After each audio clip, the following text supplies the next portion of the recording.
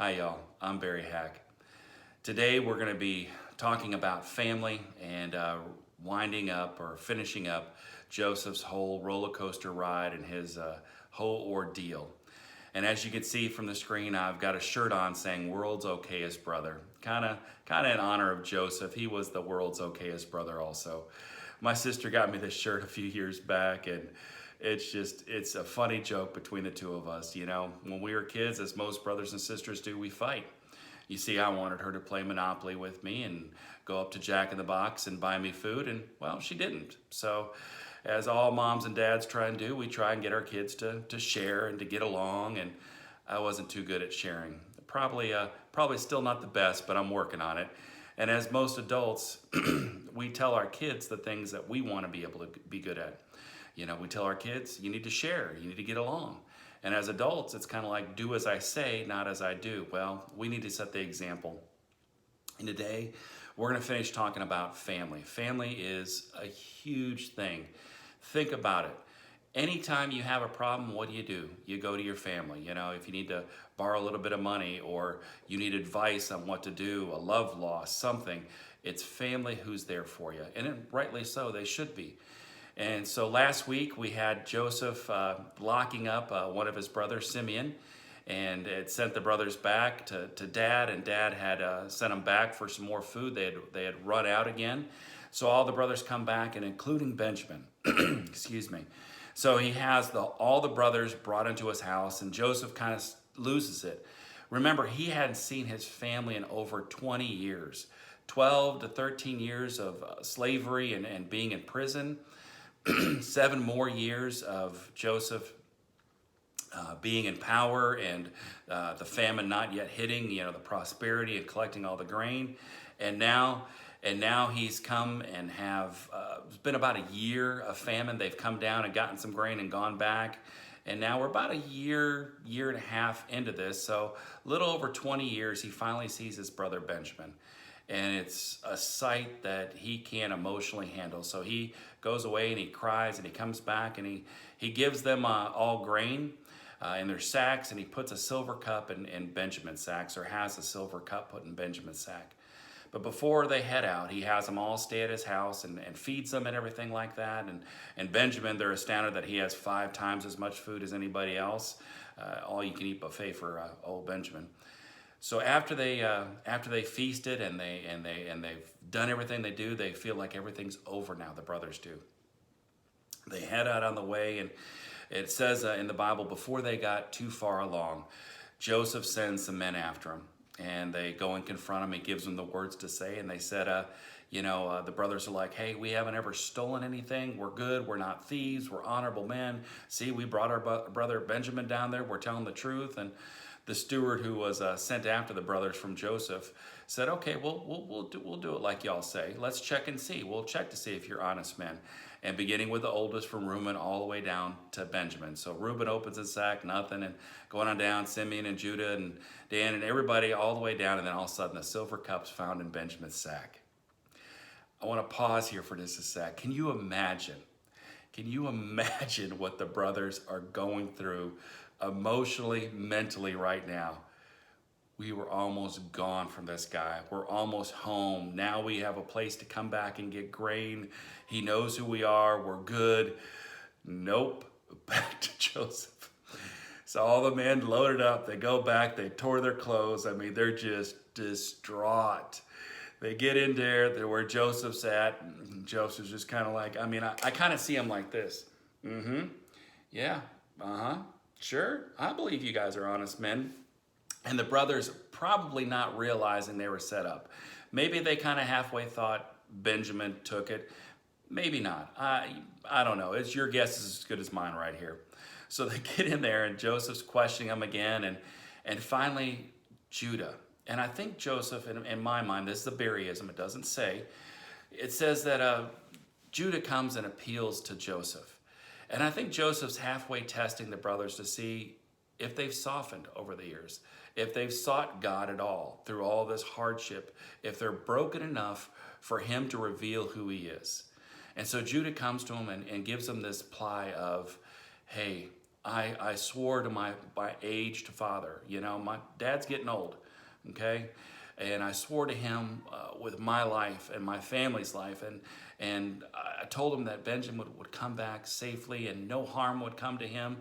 And now if you're going to throw this young guy in jail and he's going to be your slave, and I give you my life. Do to me whatever you want.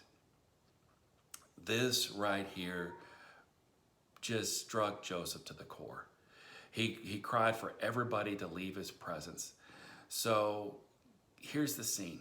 Joseph's emotionally distraught now. He's starting to break up and cry.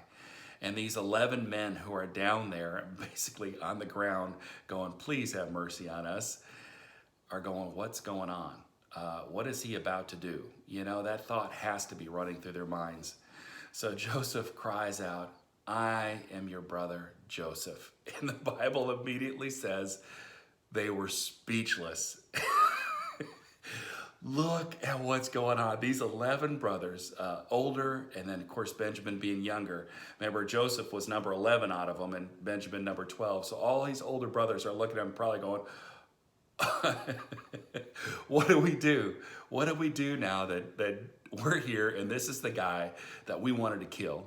We sold him as a slave. He begged us not to, but we sold him as a slave, and now he's the ruler of Egypt, the guy who's thrown us in jail for a couple days. Simeon was kept in jail for over a year. He's before us telling us who he is. They were speechless, not able to say a thing. So finally he goes to, he calls him closer and he weeps over his brother Benjamin. So good to see family after a long, long time. Wept over him, cried over him, but then he also wept and cried and kissed all of his brothers, letting them know family sticks together. I love you guys. I forgive you. And now let me tell you what happened. You designed this to hurt me. You were jealous of me. You didn't like me. I wasn't the world's okayest brother. You sold me off as a slave. And let me tell you, it was God's design. It wasn't the best. It wasn't like, yay, I'm on a cruise for 12 years. It was bad, but God had a purpose. And now there was a famine. There's a famine right now. There was plentiful for 7 years, and now the famine's going to last. And it says right here for another 5 years. That's how we know how long it's been. So another 5 years of famine. Guys, this is what I'm going to do. I'm going to go ask Pharaoh to move y'all to Goshen or Goshen, however you want to pronounce it. And that's where y'all are going to raise your sheep and your cattle and everything, and donkeys and camels, everything. Y'all are going to get to go live in the fat of the land, they call it, very lush part. Obviously, you need some green grass to graze the animals. And so Pharaoh's whole household finds out that Joseph had cried so loud that his brothers were there, and this encouraged him. And now we know that Pharaoh, we believe right here that Pharaoh was a young Pharaoh.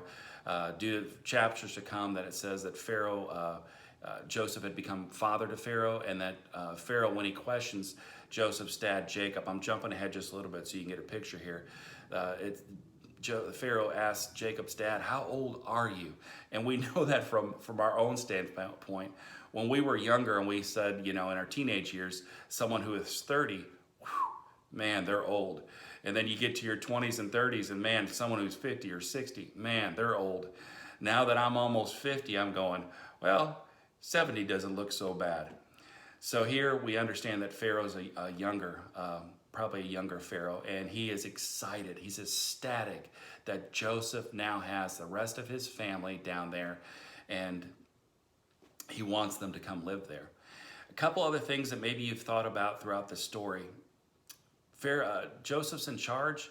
How does he get his brothers and mom and dad and everybody down to Egypt? I mean, Pharaoh's not going to say, sure, go take a 9-month vacation. We need you, a wise man, to collect all this grain and distribute it. Sure, go take a 9-month vacation, because that's about what it might have taken to get up to where his dad and brothers and stuff are at, and then get him down to Egypt. So something Joseph probably was dealing with when he's doing this to his brothers, locking them up and putting a silver cup and trying to get them. So he's telling them now, I'm in charge. There's 5 more years of famine. Go get dad. Bring them down here. Pharaoh's telling them, hey, take carts, take camels, take donkeys, take grain, silver, whatever you need. Leave all your belongings and just come on down here. So the brothers are about to head out for the night. Joseph, the wise ruler that he is, has one more piece of advice. Such a fatherly advice right here. He tells his brothers, don't quarrel on the way. Don't fight over the fact of what you did to me and what happened. Forget about it. We're family. I love you. Go get mom and dad. Bring them down here. So the brothers go back. They tell dad, and dad's like, y'all are crazy. There's no way. And they begin to show him. Jacob sees all these carts and basically an envoy coming to get the entire Jacob clan, the entire Israelite nation, and bring them down to Egypt. And so with that, it says that Jacob's strength's revived. He's excited to go see his son, who he hasn't seen in a long time. And he gets packed, and it goes through a big discourse of all the people that leave where they were at up there down to Egypt. And so they get down to Egypt. Jacob goes out to meet his dad, and they hug and cry for a long time. Finally, he gets to go before Pharaoh, and Pharaoh says, hey, if you have any brother that has special skill in raising, put him in charge of mine.